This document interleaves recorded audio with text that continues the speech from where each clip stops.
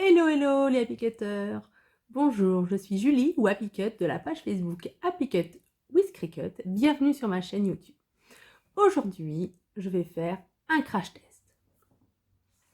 J'ai vu fleurir sur les réseaux sociaux la nouvelle série de mugs sortie par non pas Cricut mais Créalia. Je vous en montre un exemplaire. Voilà, ce sont des mugs vendus chez Cultura et j'ai bien envie de les tester. Vous êtes nombreux et nombreuses à me demander ce que j'en pensais. J'en avais pour l'instant aucun a priori. J'aime beaucoup les mugs Cricut. Je n'ai pas essayé les autres marques de meubles sublimables. Et celui-ci est noté compatible Cricut Mug Press, encre de sublimation Infusible Ink. Je vous montre de plus près. Voilà. Ce que j'aime bien, en tout cas, dans ce mug, a priori, c'est son effet frost, son effet givré. Regardez, c'est vraiment très sympa. À l'intérieur, c'est un petit peu plus brillant. Mais en tout cas, à l'extérieur, l'effet givré me plaît beaucoup. Je crois pas que Cricut ait sorti des mugs comme ça à l'effet givré. Donc c'est parti, on va voir ensemble ce que ça donne. Donc pour ceci, j'utiliserai la Cricut Mug Press, un tapis Cricut, c'est le tapis de l'EasyPress, où je poserai évidemment ma Cricut Mug Press et mon mug une fois qu'il aura été chauffé. Parce que ça ressort extrêmement chaud et il faut faire vraiment très attention de ne pas se brûler. Donc c'est parti, allons-y, je vais essayer de faire avec vous un mug avec les nouveaux mugs Créalia. Allez, c'est parti!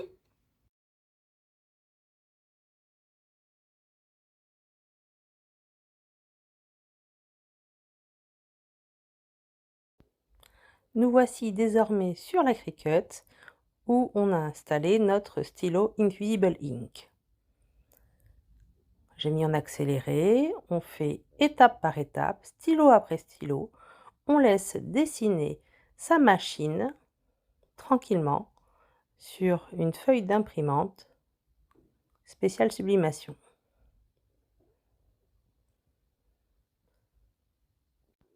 Ou sur une feuille de papier laser si vous en avez. La Cricut passe donc au deuxième design. J'ai effectivement réalisé un gabarit pour mug press avec un devant et un arrière de mug. Ensuite, on passe à la découpe directement puisque la lame de découpe était installée. Place maintenant au coloriage entre guillemets. Je suis venue refaire les traits qui étaient un peu fins directement avec mon stylo Infusible Ink 0,4 mm. Ça permet de venir grossir un petit peu ou en tout cas éventuellement colorier si vous aviez mis une écriture en trait double. Je fais les détails maintenant au niveau du loup, au niveau notamment ici de sa bouche et ensuite de sa truffe.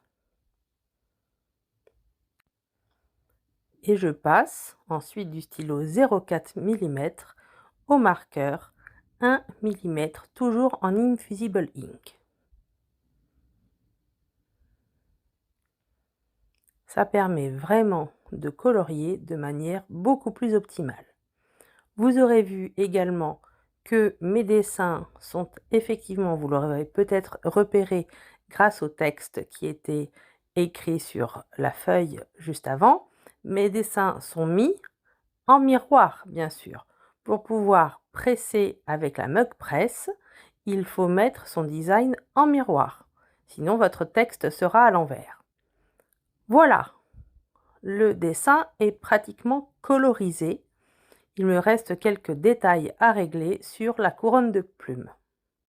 Vous voyez sur le loup, sur la gauche, que d'avoir les marqueurs Infusible Ink, le set de marqueurs permet vraiment de dégrader les couleurs en fonction des dessins que l'on fait. Je procède au dernier détail.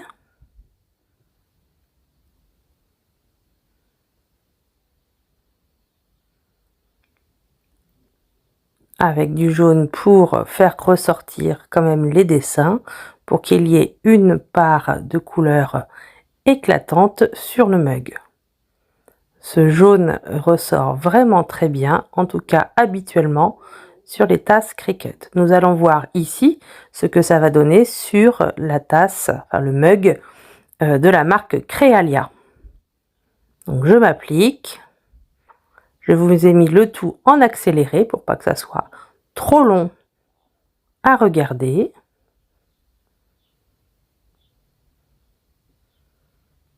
Et voilà, nous passons maintenant à l'application du design sur le mug Créalia. Et nous allons secondairement le presser à la Cricut Mode Press.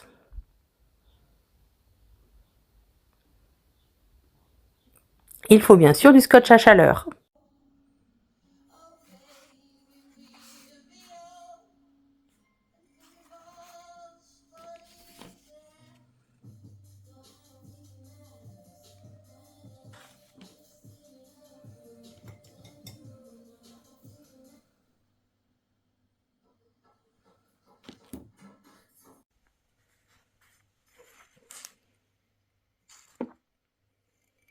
Donc là, il faut vraiment bien venir scotcher avec le scotch spécial chaleur.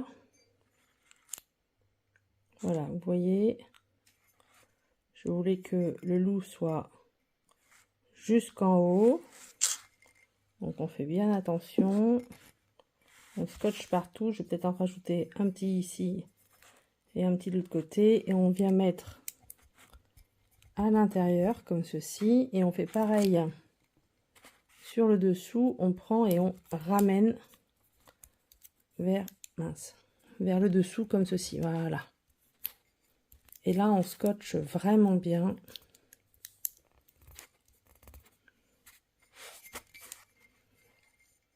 À l'intérieur aussi pour que ça bouge pas. Et voilà. Donc là, je vais venir en rajouter ici. Et de l'autre côté, là, pour être sûr que ça ne bouge pas. Ensuite, je vais protéger avec du papier parchemin pour pas que mon motif vienne se transférer à l'intérieur de ma mug press, là, sur les bords, pour pas que ça vienne venir la tacher. Donc, elle est prête, le voyant est vert. Je fais tout ceci et je la mets dedans. À tout de suite. Et voilà, tout est bien protégé. Ça va pas bouger. Voilà, donc il faut bien protéger. Alors, il faut effectivement bien fixer avant sa feuille. Moi, c'est une feuille d'imprimante, hein, voilà, laser. Donc, c'est parfait. Il faut bien scotcher pour pas que ça bouge. Et après, on met la protection. Donc là, maintenant, c'est parti. Hop, on fait attention à ne pas se brûler parce que c'est drôlement chaud. Attendez, je vais poser la caméra sinon j'y arrive pas. Voilà, j'ai mis dedans. Donc on le bloque pas complètement pour que ce soit un peu symétrique. Voilà. Et c'est parti. Mon kiki. Donc voilà. Là, vous voyez les voyants lumineux. Le mug est dedans. La mug press est sur un tapis d'EasyPress parce que c'est très chaud. Et bien sûr, on met rien au-dessus parce que c'est vraiment extrêmement chaud. Allez, je reviens vous voir après cuisson.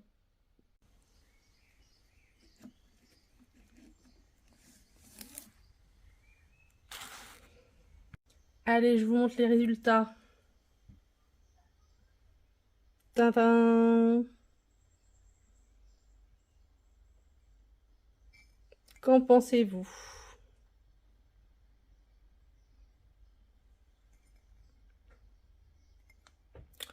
Moi, je suis très mitigée sur la qualité de cette tasse. Je vous explique pourquoi.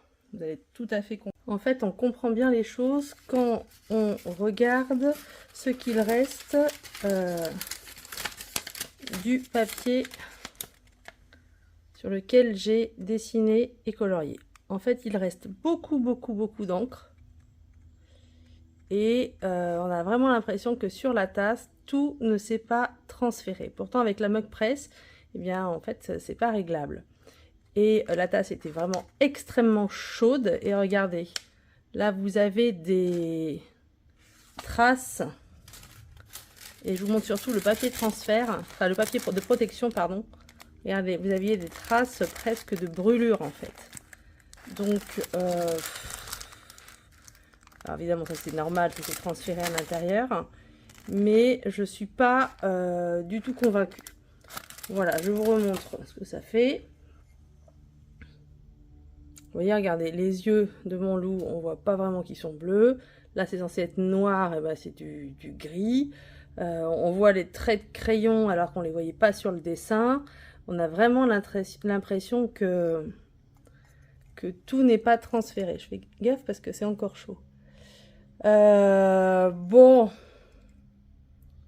Alors ça, c'était avec les crayons, les marqueurs Infusible Ink. J'en ai fait une de même style que j'avais offert avec un mug Cricut et c'était franchement bien, ça donnait pas du tout ça là. Je suis extrêmement mitigée sur le résultat. L'intérieur est mieux en fait. Vous voyez, hein, l'intérieur qui est un peu glossy, qui est pas du tout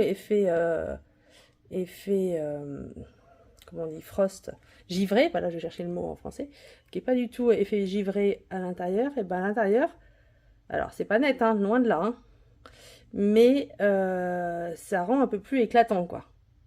Là voilà, bon, c'est terne et c'est pas complètement transféré, alors que la Cricut Mug Press a terminé puisqu'elle sonne et que le couvercle s'ouvre. Et je vous remontre, et ce qui reste, quoi. Il reste quand même beaucoup de couleurs, hein. Je vais même, je sais pas, j'hésite à essayer de le transférer sur un autre support pour voir ce que ça donne, pour voir avec l'EasyPress éventuellement, pour voir à quel point il restait de la couleur. Vous voyez, parce que franchement, hein, quand on a fait, une fois que c'est pressé, ça ne doit pas donner comme ça, hein. Puis surtout, ce qui me faisait peur, c'est ça, là. Ça, c'est cramé, hein. Donc, bof. Voilà. Alors voilà, c'est terminé. Ce crash test des mugs Crealia achetés chez Cultura, compatible Mug Press, est fini pour la partie avec les feutres Infusible Ink. Je vous remontre ce que ça donne ici. Donc je ne reviens pas sur ce que j'ai dit juste avant, hein. Je suis extrêmement mitigée. Voilà, parce que clairement les couleurs sont ternes, extrêmement ternes. Regardez. Et je pense que ça vient du fait que toute l'encre des stylos n'a pas été transférée sur le mug. Pourtant, la Mug Press est compatible et du coup, le rendu est pas extraordinaire du tout. En plus, comme je vous montrais, hein, j'ai bien suivi les consignes, de mettre 3 épaisseurs de papier et ça a commencé à cramer à l'intérieur. Donc, ce crash test pour les mugs Crealia avec les feutres Infusible Ink de Cricut et la Cricut Mug Press, pour moi, ce n'est pas réussi. Ce que je vais faire, c'est que je vais vous faire une deuxième vidéo. Je vais essayer de la faire rapidement pour vous faire le même dessin, le même crash test, mais cette fois avec une feuille d'Infusible Ink. Une feuille noire pour qu'on soit quand même au plus près du dessin. Et voir ce que ça donne.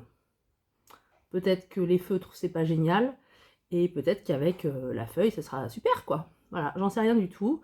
Donc, ça, c'était l'épisode 1. Crash test Mug Realia, épisode 1.